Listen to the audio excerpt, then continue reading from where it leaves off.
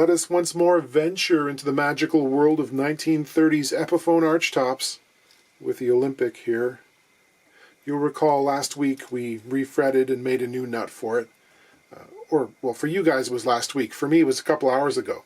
I went and had dinner and then came back, and you don't think I rest, do you? Like, I don't stop this. It just continuously goes. This time we're going to get into binding, and here we have what could be potentially a controversial choice, because we're going to switch it up, and instead of white, or the layers of paint which was used to replace much of the original binding, I'm not going to do white. I'm going to make it tortoise. So, you know, there is some precedent. The previous year, 1934, those guitars were bound with tortoiseshell. Just so we're clear, when I say tortoise, I'm not referring to a product made from the shell of our good friends from the Galapagos. This is, you know, it's a mottled brown or red plastic made to resemble it. And I'm not doing this to try and fool someone into believing this is a 1934. I don't think there's any real benefit to it being that year anyway. I just think it will be easier to do in a more visually appealing way, because these binding channels, they've been through some stuff and they're a bit rough, and the dark plastic will likely disguise issues with the outline where white tends to highlight it. You know, it'll be a subtle effect, this brown on brown, but that might be a good thing. And we'll change out the heel cap as well. Be using tortoise for the pick guard, so it'll be matchy-matchy. So I've got to get this old stuff off, and this is likely to take a while. Lots of picking and scraping. Why not just grab a router and route the whole thing off? Well, because it's not so easy with one of these, because the undulation of the top and back means that there isn't like a consistent surface, a flat plane to rest the router on and maintain perpendicularity with the sides. Well, I mean, there are jigs that can do that, but making one of those pushes way beyond what someone who does repairs can kind of justify. I have one that works really well for flat tops. I'm not going to trust it on someone else's guitar. Only get one shot at this kind of thing, so I'm going to listen to some music and just kind of get down to it. And carefully separate all this stuff.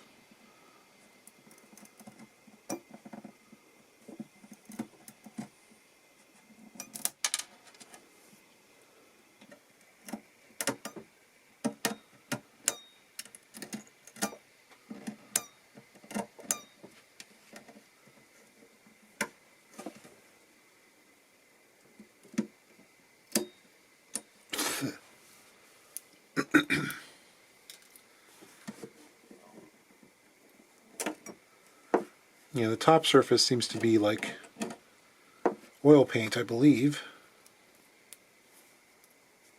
It doesn't fracture like plastic. It's like old dried paint.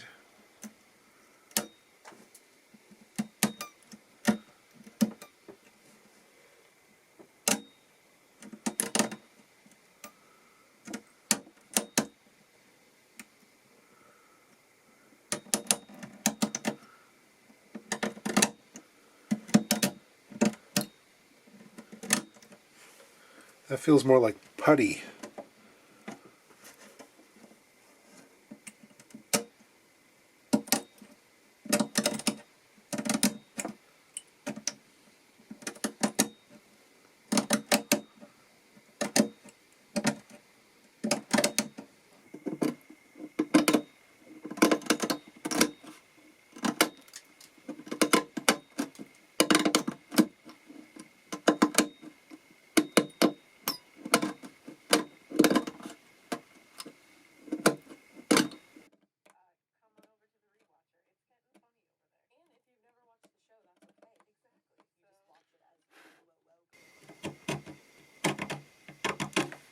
I'm not sure a video can accurately portray just how laborious this process is.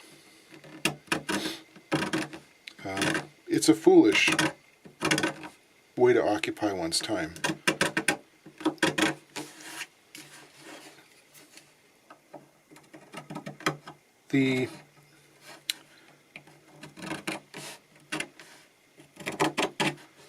paint or whatever it was, the goo, has kind of melded with the finish beside the binding channel, such that when I remove it, little fragments of the lacquer come along with it, sometimes little pieces of wood. And there's just, I know it's going to be messy trying to get this thing back together in a way that's elegant. So this is a standard tortoloid binding, which is about 1.5 millimeters, 1/16 of an inch wide. And you can see there's going to be quite a significant lip in those deeper areas. Actually, most of this side has disparity in thickness. So what do? I mean, there is a thicker binding that's available. I can't get it. I can't import it because the hazardous materials fees that get tacked on to trying to ship it around, it's basically impossible to ship it across the US border into Canada. And when you do, it ends up being like $45 a piece. So it's just, yeah, I don't know. In the past, what I've done is use a piece of wood veneer on the inside, adding a purfling line. But again, this is so, uneven that the purfling line itself is going to look a little bit wonky. So I'm thinking maybe I laminate 2 pieces of binding, try to thin some of this down to like maybe 1/2 millimeter or something, and use that as a purfling line to push out closer to the edge of the ledge.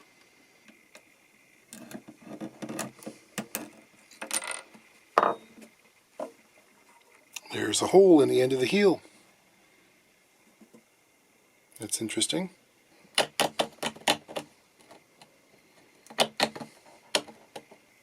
Just been shaping this side so it fits the profile of the body. I managed to hog off most of the excess thickness using my drum sander here, which was really tough on the thumbs.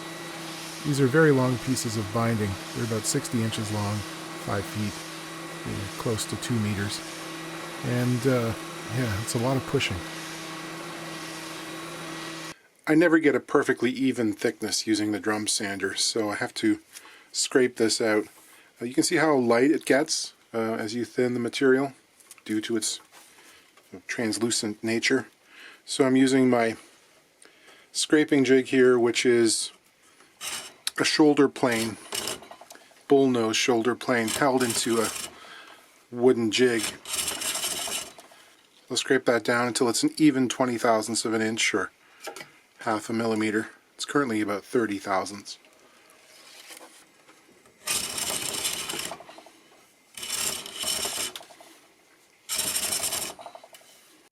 Next, I'm going to take a razor blade and scrape an angle into the edge which will abut the corner of the binding channel.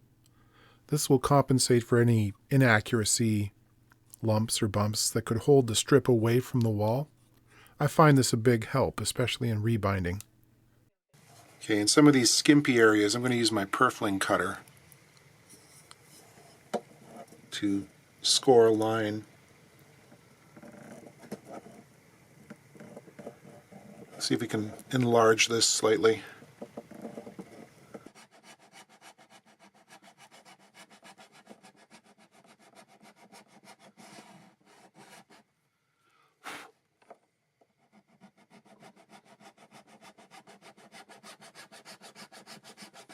Time to introduce a new adhesive, new to me at least.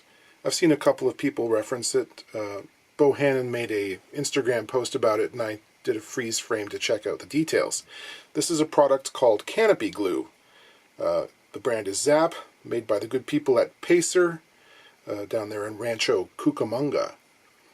I know it's used in certain model making endeavors, like putting the blades on model helicopters, etc.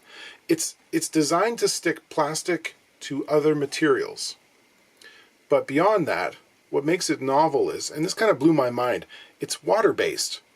It's not completely non-toxic, but it's not full of those aromatic solvents that can burn through a nitrocellulose finish.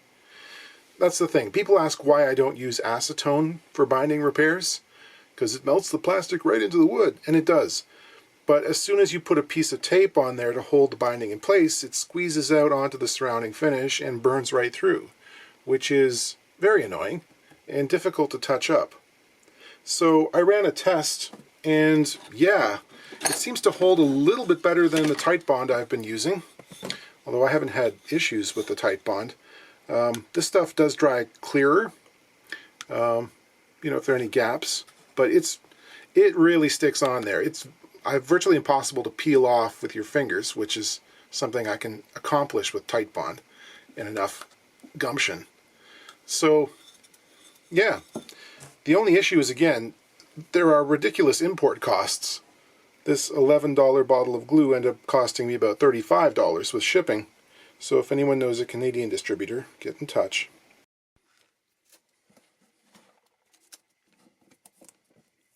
So I've got glue in the binding channel, glue on the pieces, and the real knack to binding involves learning how to push down and in at the same time with one hand while you wrestle the tape in place with the other. So it's sort of a concert of motions. On the face of the instrument, I'm going to start on the side that's in view of the player. So that's the one that has to be really neat. I've excavated the gap between heel and body, and I will gently taper the binding in width and in height, so it fits in there very snugly. When I'm satisfied with the fit, I'll paint some glue on the side walls of the channel. I'll slip the first piece, which is functioning as purfling, into the gap, paint some glue onto the surface of that. You can see I work in about 6-inch sections. This glue, it dries fairly fast. It's not unlike sort of Tight Bond. The consistency is kind of weird. It's sort of watery and it's almost rubbery. It feels almost like there's something like natural latex in it or something, but I bet you there isn't. I don't know what it's made of. But I'll get the other strip in, which is this stuff. The thicker stuff is difficult to work with because it wants to curl up. You can't ever really get it straight. So it's fighting you while you're trying to get the binding done. And we'll slip tape on. Peeling tape is one of those time-consuming, annoying parts of the whole process, because as we know, we're dealing with old lacquer, and we have to be gentle, otherwise you could peel big parts of it up, which would be not good. Because of the undulating nature of the binding channel, I have to level a substantial amount of this stuff because it's sticking up by more than 1 millimeter. So I'm using my block plane. Got a strip of tape there on the inboard side. More as like insurance than anything else. I'm not going to let the blade touch the portion of the top that's in the way here. I'm just sort of getting close to it, and I'll complete the rest with scraping. I also have to make a new pick guard during all of this, so I'll trace out the outline on a piece of tortoise pick guard material. This is fairly thick stuff. It's about 2 millimeters. I cut out the profile on the bandsaw, then used a sander. Here I'm radiusing the edges using a scraper blade. And then it's on to one of the least enjoyable jobs in all of guitardom. I have to scrape all of this binding level with the surface surrounding it. And try not to scrape up that surface. This activity has all of the charm of scrubbing your nails across a blackboard for 4 or 5 hours. It's that bad. This does happen to be a celluloid-based binding material that I'm working with, and I can tell that by the ridiculous smell of camphor that permeates the shop as soon as I start cutting into it. It's like Vicks Vapo Rub, and it's really pungent. In some areas it might be advantageous to use a file in a draw filing technique with some tape wrapped around it that'll rest on the body.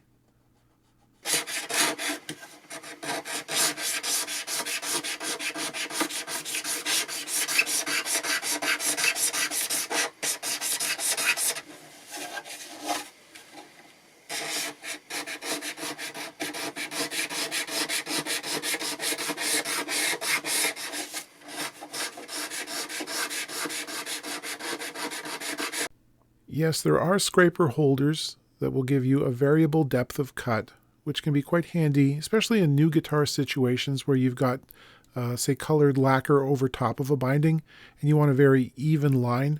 But the undulating character of this binding channel means that it's of very little use, because it's constantly changing. The surface of the old lacquer on either side of the channel is very chippy, and if I touch it at all, it just flakes off. So I have to spray some color on the perimeter of this thing. Like I mentioned, the lacquer directly adjacent to the binding channel wanted to flake right off. And the canopy glue dries rubbery. The consistency is not brittle. It's very flexible, which is probably one of the ways it keeps things together. However, the squeeze out, it's like trying to get rid of contact cement. You can't really scrape it, and it just wants to stretch. So, I want to try using this stuff on a pick guard and see how that works, but I'm not sure I'm sold on it for this purpose. The other thing is there are still traces of white paint or filler material, and as soon as I try and pick it out, the lacquer comes with it. So I'm hoping a good shot of lacquer with a high percentage of thinner in it is going to kind of melt the stuff a bit and hold it all together. So I'm mixing up a transparent brown, and basically I'll be airbrushing a sunburst just on the very edge. Spraying, spraying, spraying. Yes, I'm wearing a mask. An hour later, I'm scraping the color off the binding, and I'll also contour it, round it over a little bit, so it's a little gentler on the arm. A little nut work going on. Alright, I'm going to wrap up this video here, because I'm tired. And to be honest, this thing needs more finish on the edges, and I have to wait for a nice sunny day, because I'm not going to spray this indoors again and suck up all of those fumes. One coat was enough. Liking the way it's going. Right now it has the texture of a peach from all the overspray. So the whole thing is going to need to get rubbed down with polishing compound too when I level the stuff around the edges. But I think this is a satisfying place to stop because I've got other jobs I got to get into and I'm falling behind. This is a very chimey, overtony guitar, and I think if it was mine I would probably put a mute on behind the bridge to calm the afterlength of the string down a little bit, or you can wrap a piece of cordage through there. Other than that, I will say it has a bit of a different voice to the smaller Gibson archtops of this period that I've worked on. It's a slightly different palette of colors. It's its own thing. Want to hear it? Let's give it a try.